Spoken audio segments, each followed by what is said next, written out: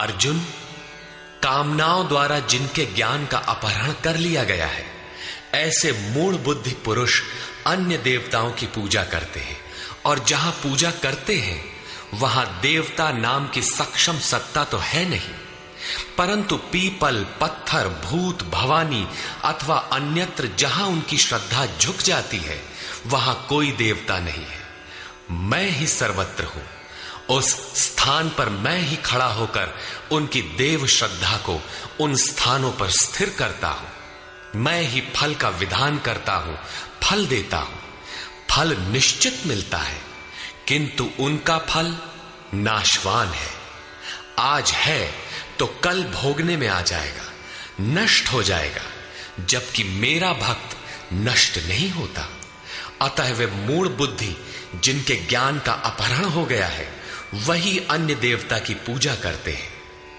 प्रस्तुत अध्याय 9 के 23 से 25वें श्लोक तक योगेश्वर श्री कृष्ण पुनः दोहराते हैं, अर्जुन, जो श्रद्धा से अन्य अन्य देवताओं को पूजते हैं वे मुझे ही पूजते हैं, किंतु अविधि पूर्वक है।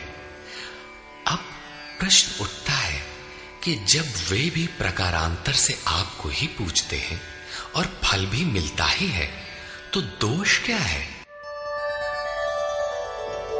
अहं हि सर्वयज्ञानां भोक्ता च प्रभुरेव च न तु मामभिजानन्ति तत्त्वेनातश्च वन्ति ते।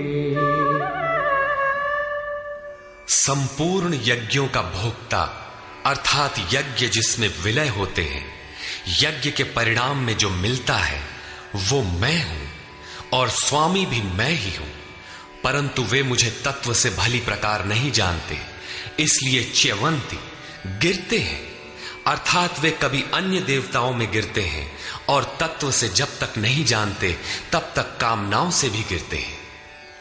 उनकी गति क्या है? यान्ति देवव्रता देवान् पितॄन् यान्ति पितृव्रता भूतानि यान्ति भूतेजा यान्ति मद्याजिनोऽपि माम्। अर्जुन, देवताओं को पूजने वाले देवताओं को प्राप्त होते हैं। देवता हैं तो परिवर्तित सत्ता, वे अपने सदकर्मानुसार जीवन व्यतीत करते हैं। पितरों को पूजने वाले पितरों को प्राप्त होते हैं, अर्थात अतीत में उलझे रहते हैं।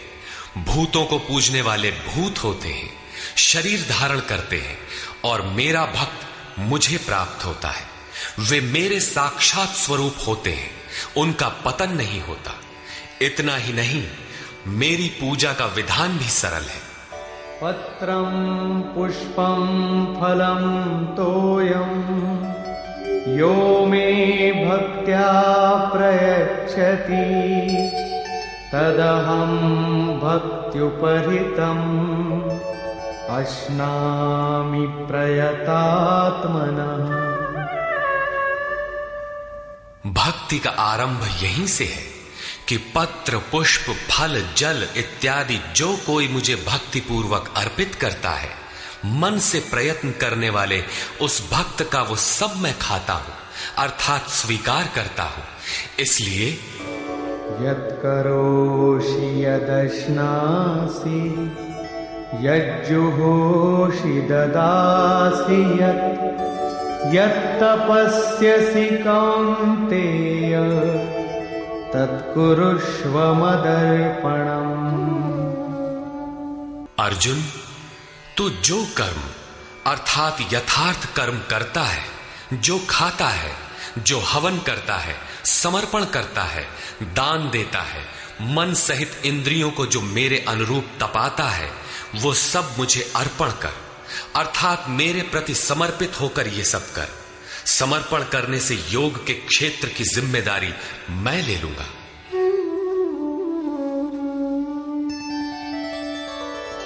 शुभाशुभ फलैरेवं मोक्ष्यसे कर्मबन्धनैः सन्न्यासयोगयुक्तात्मा विमुक्तो मामुपैष्यसि। इस प्रकार सर्वस्व के न्यास संन्यास योग से युक्त हुआ तू शुभाशुभ फलदाता कर्मों के बंधन से मुक्त होकर मुझे प्राप्त होगा। उपर्युक्त 3 श्लोकों में योगेश्वर श्री कृष्ण ने क्रमबद्ध साधन और उसके परिणाम का चित्रण किया है। पहले पत्र पुष्प फल जल का पूर्ण श्रद्धा से अर्पण, दूसरे समर्पित होकर कर्म का आचरण और तीसरे पूर्ण समर्पण के साथ सर्वस्व का त्याग।